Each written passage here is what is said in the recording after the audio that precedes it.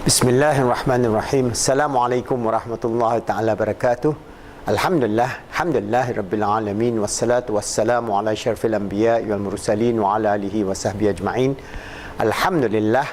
In the previous video, we have given to you this simple questionnaire on how we want to evaluate anxiety for those who are taking examination or test or presentation and things like that. So we have completed the whole questionnaire, the 10 question and the scoring system, which I've explained to you in detail. Today I'm going to give you a much more detailed questionnaire on the new system. Alright, this is from the Panic Care Organization, Anxiety Symptom Questionnaire. So there are a number of sections, section A, B, C, D, E and F.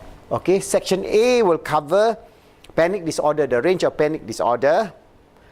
So if you answer the question for panic disorder, then you will be able to then have a rating or score for panic disorder. Section B is agoraphobia. All the aspects of agoraphobia will be in section B. Section C would be on social phobia. All forms of social phobia, you have to answer on that. Section D will go on to GAD, generalized anxiety disorder. Alright. Section E would be on obsessive compulsive disorder, OCD. So if you answer questions on this, you will have the whole range. And section F will be PTSD, post-traumatic stress disorder. So you can see this is a very comprehensive questionnaire that you can use as a basis of, in your, for example, as I say, in the first phase of just realizing the problems of your client or the person who are you coaching or counseling. You can use some of this questionnaire as a more or less like a exploratory kind of work, so that you can then pinpoint what are the problems of your client. Alright, that's why it's very important that we use these tools. Even though, as I say, these tools are circular tools, you can use it until we develop a positive Islamic cognitive behavior therapy list of questionnaires, which then can bring in aspects of spiritual, emotional and mental aspect within the context of Islam, inshallah. Alright, but this is a very good questionnaire and is a very good indicator of the situation that you are facing for each and every one of your client or the person whom you are giving counseling or coaching. Alright, so we can start this section A. Alright, the question is, have you ever had a panic attack? Yes or no? So if you have a panic attack, then you answer yes. If no, you just put no. Okay. If yes, have you had at least one such attack in the last month? If you have that one in the last month, yes or no. Alright, so it's a very simple thing. You just tick or tick. Okay. If yes, then you go to the next. Okay. If you had an attack in the last month, did you worry about having another? You had the attack, is in your mind playing, oh, I'm going to have another one, I'm going to have another one. That negative inner speech is playing in your mind, causing your anxiety. Or did you worry about the implication of the attack for your physical or mental health? Yes or no? Alright, so you tick, okay? And then number 4, as you go along, you can see it is progressing, right? Because if you say no here, then there's nothing much you can say on insofar as section A is concerned. So in your worst experience with anxiety, which are the following symptoms did you experience? Okay, so then it gives you the whole list of experience of anxiety in relation to panic attack. Alright, for example, you tick what you have. That means from here, did you have shortness of breath or a smothering sensation? You know, you just like being smoothed. Alright, do you have dizziness or unsteady feeling? You are not steady. Do you have heart palpitation or rapid heartbeat? You feel. Do you have the trembling and shaking feeling? You tremble when you're trembling, or you become so high level anxiety, you start trembling, your whole body tremble or shaking. Do you experience sweating of your body, choking? You feel like choking, you feel like your breathing is almost like you cannot breathe anymore. Do you have nausea or sense of vomiting?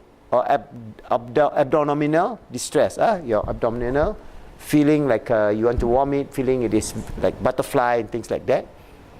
Feelings of being detached or out of touch with your body. You feel like you are not you. You feel that your body is separate from you in a way. Alright. Numbness or tingling sensation. You feel numb, tingling sensation. Flushes or chill. You feel a chill, suddenly you feel hot, cold. Chest pain or discomfort, you feel like you're having like heart attack. Fear of dying, all right? And fear of going crazy. People who have panic attack, they think they are going crazy. Why this is happening to me? Why this is happening to me? Why? So am I going mad? Am I? So this is the question that they have. So all these things, you tick whichever symptom that you see is implicated in your client. So they will tick and then tick and tick, and then I'll give you a score later on. Because now I'm just giving you this whole idea. So section B would be on, all right? The section B would be on agoraphobia. So this is again, does you have fear having panic attack or cause you to avoid going to certain places or certain situation? Does you have that? That means you don't want to go in a crowded place, or do you want to go in an aeroplane, or do you want to go in the place that is high, or you don't want to go to the zoo because you're afraid of maybe animals or snakes or whatever, all right? Do you have that situation? Yes or no? Kalau, if no, then you have no problem, but if yes, then you continue. If yes, which are the following situations do you avoid? 1, going far away from home, shopping in a certain grocery store, standing in a checkout line, all right? Which do you avoid? That means you cannot go into a checkout line to queue to pay, all right? Going to a departmental store, or going to a shopping mall, driving on a freeway, all right, in the highway, driving on the surface of street far from your home. You dare not drive far away from your normal area. Driving anywhere by yourself. Some people, they have fear even of driving. They don't have the driving license, but at a certain point they just cannot drive anymore. They have a fear of driving. Using public transportation, they have fear of using buses, train or plane. Going over bridges, going through tunnels, riding in elevators, being in high places, going to a dentist or doctor office, sitting in a barber's chair or hairstylist chair, especially if the barber is using something sharp, scissors or a shaver or something like that. Eating in a restaurant, going to work, being too far away from a safe place or a safe person, all right? Being alone outside the house, and maybe other related. So this section, if you just tick whichever you have, and then I'll give you the score. Section C, all right, section C covers the test for social phobias. All right, number 7, do you avoid certain situation because you're afraid of being embarrassed or negative, evaluated by others? Other people are looking at you whether you look shabby or you're not up to standard or you're not up to the same level of social standing, whatever it is, or where embarrassment could lead to panic. You feel, oh, I'm not dressed for this occasion or whatever it is. If yes, then you continue. If no, then you have no problem in terms of social phobia. All right. So if yes, which are the following situations do you avoid because of a fear of embarrassment or humiliation? You feel that you're going to be humiliated. 1, sitting in any kind of group. For example, in school you have, or at work, school, classroom, social organization, self-help group, whichever. All right. Number 2, giving a talk or presentation before a small group of people. You have this fear. All right. And you try to avoid giving presentation. Number 3, giving a talk or presentation before a large group. The next one is parties or social function. You avoid parties. If people invite you to parties, you say no, you don't, or any social function. All right. You avoid using public restroom. However it is, you try to hold your urgent need to go to the restroom, but you don't go. You avoid using public restroom. You only go to the restroom which you are familiar with, maybe in your home or in your office. Eating in front of others. You have a fear of eating in front of others. Writing or signing your name in the presence of others. Then dating with a partner. Any situation which you might say something is something will make you look foolish. All right. So this section C. Section D will cover on GAD, generalized anxiety disorder. Do you feel quite anxious much of the time? Yes or no? If yes, have you been quite anxious for at least the last 6 months? Yes or no? If yes, then you go to the next one. Which are the following symptoms you have been experiencing? 1, restlessness or feeling scared or on the edge. You feel like only you're on the edge. You don't know why, but you feel like you're not normal. All right? Number 2, being easily fatigued. You're always tired. I know you always say, I'm tired. You know, you have this chronic fatigue syndrome. Difficulty in concentrating or mind going blank. Suddenly when you're working, you just blank. You don't know what to do. Irritability, easily irritated, muscle tension, sleep disturbances. That means you have difficulty sleeping or sleeping problem, or even you wake up, you feel like sleeping back again. Either extreme. Alright, so this is section D, will give you on GAD. Section E will give you on OCD. Alright, so OCD, do you have recurring intrusive thoughts such as hurting or harming a close relative, or you being contaminated with dirt or toxic substance, or fearing you forgot to lock your door, or turn off an appliance, recognizing these thoughts as irrational, or anything related to that kind of thing. Alright, so this is on OCD. And section question number 13, do you perform ritualistic action such as washing your hands, checking or counting the doorknob, how many times you have locked, or the lights you switch on or off, or other irrational fear that enter your mind and then you follow that irrational fear? Alright, so section F would be section on PTSD, post-traumatic syndrome. Have you ever experienced a traumatic event which you felt intense here because you have either experienced or witnessed an actual death or threat of death or serious injury or even rape? There's another issue where there's now very severe issue of PTSD in relation to sexual assault. Yes or no? If yes, since this event have experienced, do you have intrusive and distressing recollection of the event? Recurrent distress event, dreams of the event, recurrent dreams, feeling the event was recurring, that means you are reliving it. It's like an illusion, it's like a flashback. Emotional distress over the reminder of the event. When somebody reminds something that is associated to it, you straight away you get upset, you get into a anxiety mode. Physical distress over reminder of the event. Alright. Then number 16, since the event, have you experienced one attempt to avoid thoughts, feelings, or discussion of the event? You try to run away from it. Attempts to avoid people, place, activities that remind you of the event. Difficulties remembering an important part of the event. Decrease in interest and involvement in important activities that is healthy. Feeling detached from others. Limited emotion. Expecting to have a limited future. You don't feel that you have a future. And 17, since the event, have you ever experienced difficulty falling asleep or staying asleep, irritability or temper outbursts, difficulty in concentrating, hypervigilance, exaggerated, and startle response? Okay, so when you do that questionnaire, all these sections, then you can go into the detail. So for example, in section A, alright, section A, this section, this is where you go to the question section A. This section test for the presence of panic disorder. If you answer yes to question 1 and 2 only, you do not necessarily have PD. Studies have indicated that 7% to 34% of the general population have experienced occasional panic attacks. So you have occasional panic attack, that's normal, all right? If your answer is yes to question 3, you are experiencing an important feature of panic disorder. That is the fear of having another attack, or the fear of fear cycle. You have this fear of fear cycle. You fear that you're going to have a panic attack, and you fear that fear of having panic attack, and it becomes a vicious cycle. That fear can help perpetuate the development of further attacks and exacerbate the problem.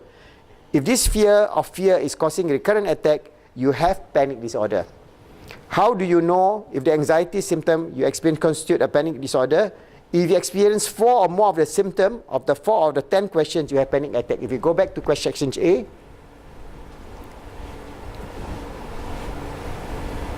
okay, you can see that here. If you have one, you tick how many of you have of this. If you have 4 more, you have heart palpitation, you have trembling, you have choking, you have this, you have this, you have this. That means any of this question in question 4, if you have more than 4, then you should seek professional help. Alright, so you can see back again. If you have fear of the occurring attack, you have if the fear is causing a recurrent, you have a panic. How do you know if the anxiety system has experienced a occurring attack? If you experience 4 or more of the symptoms in question 4 within 10 minutes of the period, you have panic attack already. So this is question section A. Alright, section B, this is for agoraphobia. Alright, fear of having too far or from a safe place or safe person, or place or situation in which to escape, which escape is difficult, or fear of having help which is not unavailable. If you experience a panic attack, if you check yes to question 5, you may have agoraphobia. The situation check in question 6 suggests a greater degree of agoraphobia. You go back to section B. All right, so if you checked out which are the one that you have, because this is very specific. Agoraphobia is very specific. For example, fear of heights, fear of the grocery store, fear of driving far away. So if you check out any of these things, then for example, people are afraid of, they rather use a staircase instead of going to the elevator. So this, you may have 1 or 2 fear, but normally it is 1, but that one could be very severe and affect your life. That means even you go a building that is high, you rather go the staircase, use the emergency staircase rather than going on the elevator. Then you have this agoraphobia of riding on an elevator. Or some people, they cannot go on a plane. Or some people, they cannot go over the bridges, because when they see even they are in a bus or what, going over the bridges, they feel that the bus is going off into the sea. All right, so these are the kind of thing that you experience in agoraphobia. Section C. Section C tests for social phobia. If you check yes to question 7, you are likely to have social phobia. The more situation check in question 8 suggests a greater degree. So you have go back to, all right. C, you have sitting away in group or giving talk, presentation, and so on. Okay, go on. C. All right. So in C, if you have, if you answer check in question 8 suggests greater degree of social phobia. All right. This is question 7. This is question 8. You have very specific social phobia. All right. We go to section D. This is for GAD. All right. Generalized anxiety disorder. If you answer yes to question 9 and 10, you are likely to have GAD. If you check 3 or more of the items in question 11, you have GAD. All right, we go back to section D. All right. So you have this. All right. GAD. If you feel quite anxious, much of the time, yes or no. Have you been anxious at least last 6 months? Yes or no? Yes. If yes, restlessness, feeling keen, easily fatigued, difficulty in concentrating. If you have all these symptoms, then you are already having GAD. Yeah? GAD is not a very severe form of anxiety or depression, but it is generally quite irritable, that you make your life more or less not hopeful in a sense. Okay. So then we go to section E, that is on OCD. Yeah? So section E, you test for OCD. If your answer is yes to question 12, you are experiencing obsession. If your answer is 12 to question 13, you are experiencing compulsion. Answering both yes to either or both constitute OCD. So you go back. Section E. Do you have recurring intrusive thoughts such as hurting yourself, harming a close relative, or being contaminated, and things like that? Or fearing locking your door? If yes, just now you answer, you have OCD. If performing relative action like washing your hand, checking, counting, very irrational things that you do over and over and over and over, all right, then you have OCD, section E. Then we go to section F. This score for PTSD. Yeah? So section test for PTSD, if you answer yes to question 14 and check 1 or more in 15 and check 3 or more in 16 and check 2 or more in 17, these have lasted more than 1 month, then you have PTSD. Go back to PTSD. Okay, this is a very long issue. We have question number 14, number 15, number 16, and number 17. And if you checked out all these things to a certain extent, not 100%, then you need professional help to check out on PTSD. So this is a wonderful questionnaire in which we have given you some idea in which you can use for preliminary while you are in contact with your client. Maybe you can do not the whole test, but very specific after getting to know the person. You need not give them the whole A, B, C, D, E, F mode, but you can pick one section and just apply it and see whether it is relevant to them. So in that sense, they would not be stressed out. If you give the whole test, maybe it is not necessary. But you must do some preliminary at your first session in terms of getting to know the person, in terms of building relationship.